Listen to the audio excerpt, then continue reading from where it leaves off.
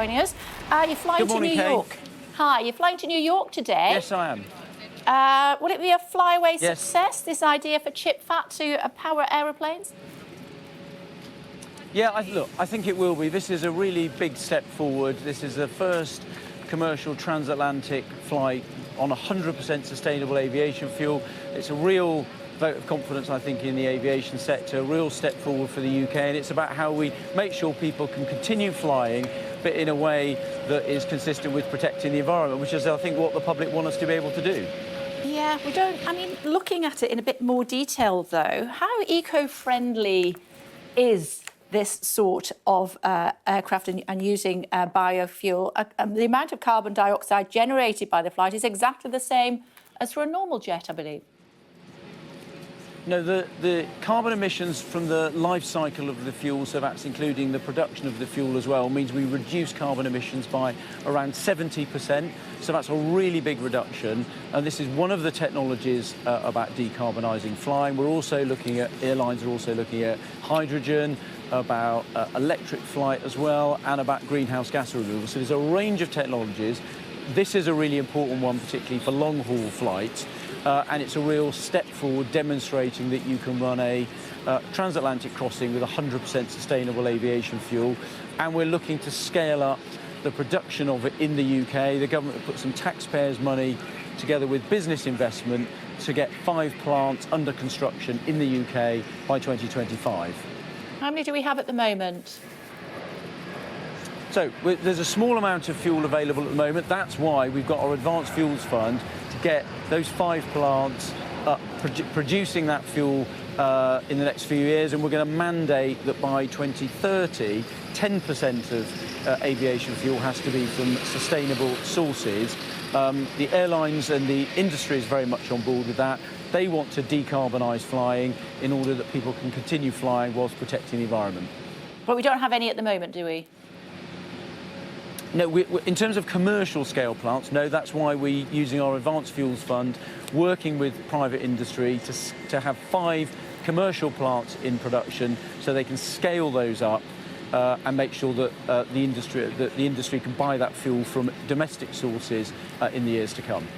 Secretary of State, talk to me about what's going on with the Greek Prime Minister this morning. Have we snubbed him?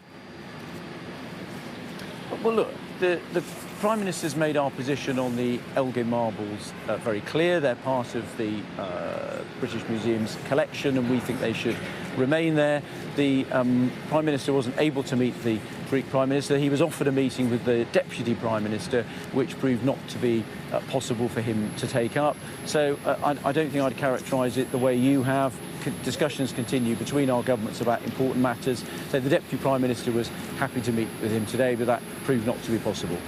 OK, so no one's meeting with him. I mean, he's incredibly important. Greece is incredibly important to the UK, not least when it comes to curbing illegal migration.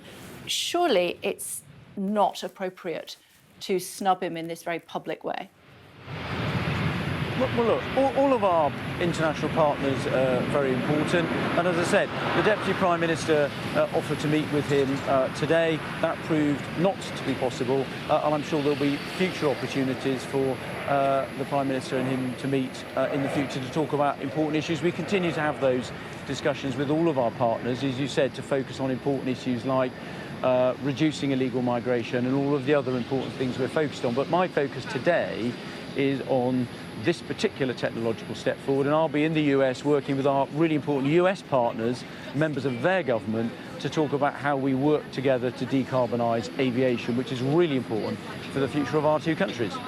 Yeah, we've talked quite a lot about it. The Greeks have taken offence. They say that this meeting was cancelled at the 11th hour. Should they be taking offence at that?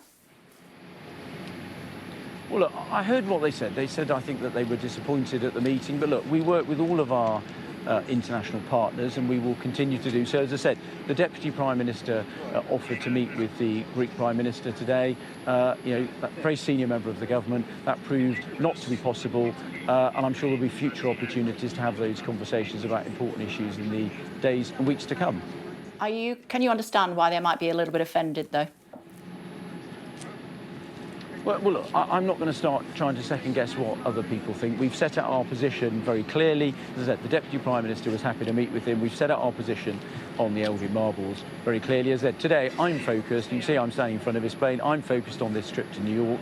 It set out a really important technological step forward for the UK and the aviation industry. That's what I'm focused on doing, talking up Britain, talking up our fantastic aviation industry, which contributes so much to the economy and is really important for people to be able to fly. And we want them to be able to do so in a way that's consistent with protecting the environment. And that's what this flight's a great signal that innovation and technology is going to be how we deliver that. I'm very fetching in your high-vis jacket. You are. Talk to me about what's going on in the Middle East. There has been an agreement reached to extend the truce, the pause in Gaza for 2 more days. That, according to Qatar and Hamas. Israel hasn't commented, but it certainly looks as though that is the situation. The leader of the Labour Party has asked for that to be extended further. He's been tweeting about that. What would the British government be saying? Well, look, the government's been clear all the way through. The Prime Minister's been clear that Israel has a right to defend itself, and we support them doing so. But we've also been clear that we've been in favour of having these humanitarian pauses, both to get aid into Gaza, to protect the people who live there. The quarrel that we all have is with Hamas, a terrorist organisation, and we also think those pauses are important to get hostages and foreign nationals out of Gaza. So we welcome the steps that have been taken, and those negotiations will obviously continue. And we've obviously been all the way through this, both clear about Israel's right to defend itself, but also the importance of these short humanitarian pauses to get aid in and to get hostages released. Yeah, Secretary of State, my question was, would the British government like to see this 2-day pause, if it comes about, extended further? Well, look, there's a negotiation that's taking place about making sure that hostages are released. We're not party to that. I'm not going to get involved in that. But look, we've been clear all the way through that we've been in favour of humanitarian pauses to enable aid to get into Gaza and for hostages to be released. We want all of the hostages to be released. They're all innocent people that were taken prisoner by Hamas with that terrorist atrocity. They should all be released unconditionally, and seeing those hostages released to be able to rejoin their families is obviously very good news. The details of that negotiations are obviously for the Israeli government to conduct, but we welcome what's taken place so far. OK, I believe you're taking off about 11:30. Are you going to sit in 1A, or are you going to let Sir Richard have that one? So look, I'll sit where I'm told. Richard Branson is on the flight as well. Look, this is a big step forward for Virgin and for Rolls-Royce, who developed the engines. But the whole aviation sector is behind this move to decarbonise aviation. Really important sector for Britain. Britain's leading the world on decarbonising it. We led some of the negotiations last week to strike an international deal to reduce aviation emissions. So it's a real step forward and a vote of confidence in the United Kingdom. OK, I'm going to get in trouble if I don't let you get on, so I must let you go, Mr. Harper. Thank you.